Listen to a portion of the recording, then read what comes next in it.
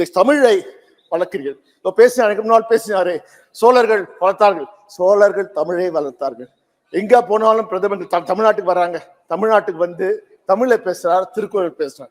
இதே கர்நாடகாவுக்கு போனா கன்னடத்தில் பேசுறார், கேரளால போனா கேரளால மலையாளத்தில் பேசுறார், ஆந்திராவுக்கு போனா தெலுங்குல பேசுறார், இந்த வெஸ்ட் பெங்கால் போனா அங்க போய் பெங்காலி பாஷையில பேசுறார். அதாவது எங்க ஊர்ல ஒரு சொல்லுவாங்க, அதாவது கோழி பிடிக்கிற வந்து பொப்பொன்னு கோழியை கூப்பிடுவானா.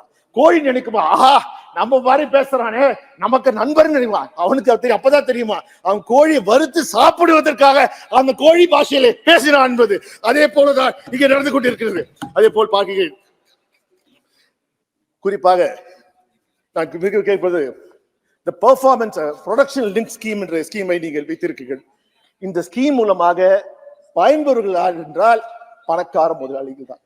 குறிப்பாக எங்கள் திருப்பூரிலே பார்த்தீர்கள் தொடர்ந்து நாங்கள் எங்கள் திருப்பூரிலே நாங்கள் கேட்டுக்கொண்டே வருகிறோம் ப்ரொடக்ஷன் லிங்க் ஸ்கீமை கொண்டு வாருங்கள் என்று. ஆனால் இதுவரைக்கும் நீங்க பார்த்தீர்கள் நீங்கள் கொண்டு வரவே இல்லை. இன்னும் சொல்வென்றால் there has been a large scale apathy towards MSMEs, especially textile industry in Tamil Nadu. For over 2 years, we asked you to pay attention to this. In 2022, our Chief Minister requested an emergency credit line guarantee scheme, MSME, in garment sector, particularly the Tirupur cluster in Tamil Nadu, which is a key foreign exchange earner for the country. The sector is undergoing a severe crisis and witnessing a sharp decline in month-on-month growth rate as a result of the economic impact of COVID-19, the Russia-Ukraine war, and the economic slowdown in the West. Lacks of job, particularly for the rural women, who from a significant chunk of the workforce are in danger. We asked a PLI scheme and a special emergency credit line guarantee scheme for MSMEs in the garment sector with 20% additional collateral-free credit, but got nothing.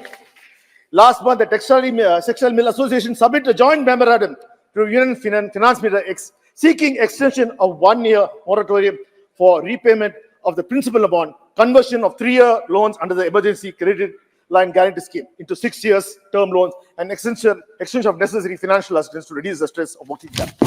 I wish and hope at least the finance minister heeds to this. அவை தலைவர்களே, குறிப்பாக railway துறை மூலமாக எங்கள் தமிழ்நாட்டுக்கு எந்த பாவமும் வரவில்லை. நான் ரயில்வே துறை அமைச்சர் இங்கே அமர்ந்திருக்கிறார். நான் 2019 இருந்து கடந்த 5 ஆண்டுகள் பல முறை அவரை சந்தித்து கடிதம் மூலமாக கொடுத்து, குறிப்பாக எனது தொகுதியில் எலிபென்ட்ஸ் கேட் பிரிட்ஜ் நிலுவையில் இருக்கிறது. கிட்டத்தட்ட 7 ஆண்டுகளாக இந்த பணியும் முடியடையவில்லை. இந்த 5 ஆண்டிலும் நீங்கள் உண்ட எலிபென்ட்ஸ் கேட் பிரிட்ஜை பற்றி நீங்கள் எதுவுமே செய்யவில்லை.